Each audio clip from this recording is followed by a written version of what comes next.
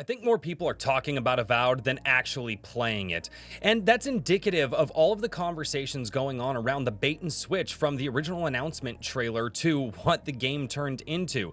Another pink and purple game with muted Pixar tones that everybody never really asked for. How the game journalists just keep trying to say how great this game is and its okay mediocrity. The low Steam number count, and how 14-year-old games like Skyrim and Oblivion are absolutely obliviating this thing. And then on top of it, it's yet another reason why you should probably be afraid that developers are so heavily reliant on the Unreal Engine. There is so much to talk about here, and until I really started putting all these pieces together, Avowed wasn't really interesting to me.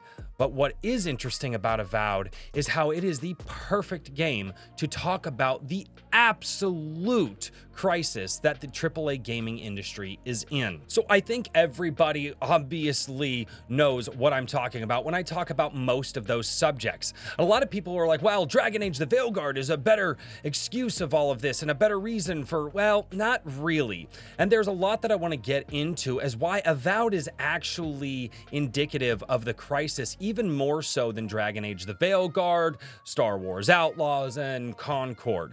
Again, funny that those games failed, but Avowed does something that's just mediocre.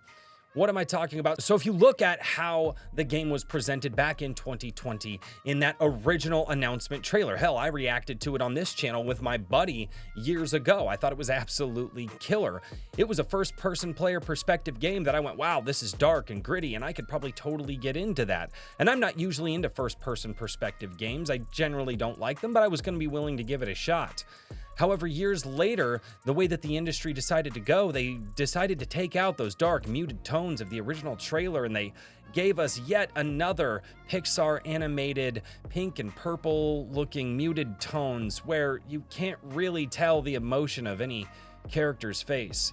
You see, there's nothing to grit your teeth at. There's nothing to sink your teeth into. There's nothing to smile about it when you see animations like this, and it's very evident about the characters' faces on screen.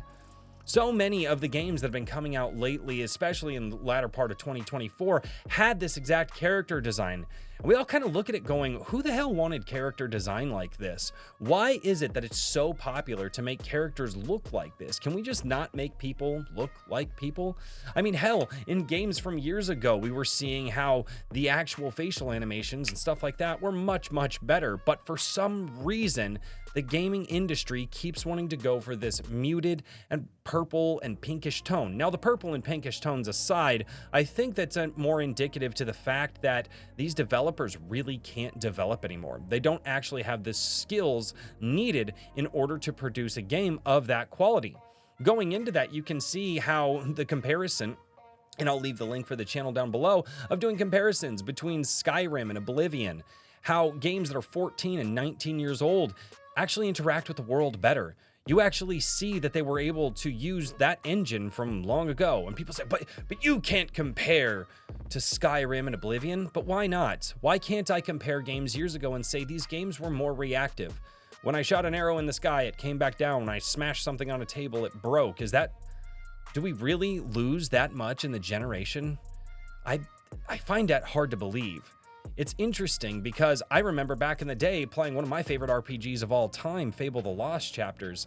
And Fable, you could interact with all of the NPCs. You could terrorize towns. Heck, in that game, one of the things that I would do after my, good playthrough is I went through, absolutely destroyed the entire town, bought up all the property, and then rented everything out and made some money. And I could do that in a game that came out in the early 2000s. In addition to that, characters would flee from you. There was so much interactivity back in the early 2000s that Avowed doesn't seem to have. In fact, it's really interesting that when I was watching the gameplay for Avowed, it kind of reminded me about another okay RPG that I played, which was Kingdoms of Amalur. Now, Kingdoms of Amalur, for those of you who don't know or may have forgotten, was a game that it was okay. It was mediocre. It was fine. But even in that game, you still had some reactivity. If you got caught stealing, the guards would come and chase you down. You could still kind of influence the world around you a little bit, but we were seeing the trend of the gaming world at that point in time starting to rapidly decline. Going forward into the decline that we see, I kid you not, I was trying to find all the articles that dropped like a week ago where everybody was trying to shill about this. So I went over to Google to be like, man, because I still see game journalists and game journalist outlets just dropping all these various different, like on the hour, all of these different articles talking about how Avowed this and secrets in Avowed and this, that, and the other thing. And I was like, okay, they're just talking about the gameplay. And when I was trying to get ready for this video, I pulled up Google and three articles were right at the top today. Avowed succeeds in one way Fallout New Vegas failed. One minor Starfield feature would go a long way in Avowed. And Kotaku answering all your Avowed questions and more of the week's top tips. Why are they trying to push this game so ridiculously hard when it's blatantly obvious that some of the biggest reviews out there talk about how it's just mediocre? If you go to Steam and you read a lot of the Steam reviews, a lot of people are saying like, yeah, it's an RPG. It's all right. It's cool. And people leaving it with a recommended score, which I can't imagine recommending a game to somebody when it's just okay. Of course, then again, people have been saying, well, that's probably why it's the perfect game for Game Pass. Because if you don't actually want to pay for your game, you can just go play it on Game Pass because, it's okay, which is another reason that I think Game Pass is completely and utterly broken and just a horrible business decision and how it's going to destroy more games. Going back to the video. One of the other things that I think is absolutely insane is the game on Steam hasn't even broken 20,000 as of this video recording. It's really interesting when you look at all of this together. How much of this game is going to keep being pushed? Why are they still pushing it? And ultimately, I think it's because the people who are what we would call midwits, or the people who don't have the talent, are really trying to say that the non-talented people in game development deserve to have your respect and how it's okay and it's wonderful and we should celebrate in mediocrity, because if we can't celebrate the mediocre, well, we've got to get rid of them.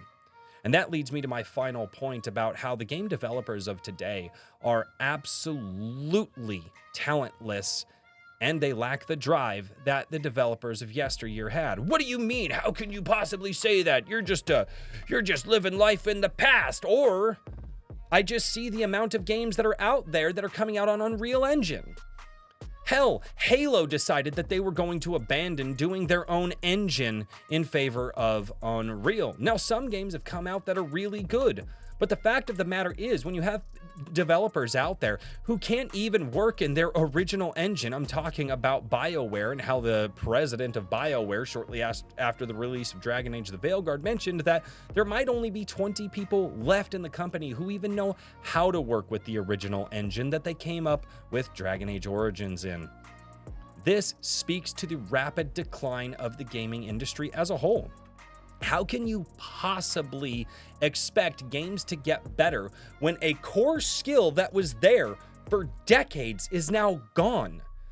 It's like the magic scroll that's just been suddenly lost and only the old wizards know about it. Modern game developers cannot design their own game engines. It's absolutely baffling to me that people think that this industry, when you have developers out there who can't even design a game engine for a specific game that they're developing, and they're just going to use somebody else's engine, slap a coat of paint on it, ship it out, and call it good.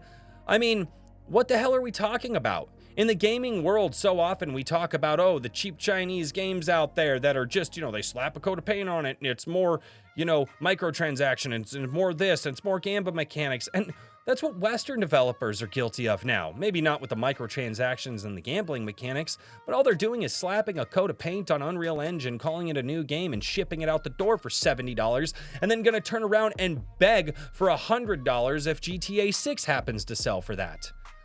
What are we even talking about here? Why are we even looking at developers in the same way? It's not even the fact that these developers aren't as good as the old guys are. They don't even have the knowledge. It's not like, they know how to make their own engine. They just don't do it because they're not really good at it. No, they don't even know how to do it anymore. right? And they talk about, oh, well, we want to do the fun experience and just, we just want to make our little characters and write our poor little dialogue because, that's the fun part of game development. The blood, sweat, and tears that went into making some of the best games and some of the most memorable games of the last 20 years isn't there anymore. You don't hear any of these game developers talking about the blood, sweat, and tears anymore of making everything work. Yeah, they talk about deadlines and stuff like that, but really, they're not even standing on the shoulders of giants. They're not developing anymore. They're just recoding. I mean, hell, this is something that you could probably say to these developers. Maybe they should actually learn to code and actually learn to put out a game that is original, and it's not just a rehash. Ultimately, games like this are indicative of the gaming decline that we've been in for probably about a decade now. We've seen it going downhill, especially in the last 4 years, which is really interesting that they're finally being received as mediocre. They're failing. They're failing largely, and it's because gamers are recognizing a pattern. And that pattern is that these developers lack the talent and they lack the knowledge of the developers that came before them. Overall, if we're going to get past this and we're actually going to get back to unique games, we need to start seeing development companies go out there and make something new. And I mean from the ground up. Brand new engine for their game, advancing the technology. Because the technology that's there is being over-relied on and nobody is pushing forward for new ground. When was the last game that you played that actually treaded new ground, that actually did something new technologically? Because a lot of what's been coming out lately hasn't been doing that. And this is why I think more people are talking about Avowed than actually playing it. So hopefully you guys like this video, and if you do, subscribe to the channel. I apologize for not uploading in the last few weeks. I had some real world projects that I was working on, and well, that just took a lot of my time. So if you guys like what you saw, subscribe down below. Leave your comments. I love interacting with you guys. Whether you love what I said or hate what I said, it doesn't really matter. It's all the same to me because it's just more conversations that I get to have. And I've got some merch links down below. I gotta remember to say that. And as always, thank you so much for checking out A Drink with Crazy. And until next time, cheers, everybody.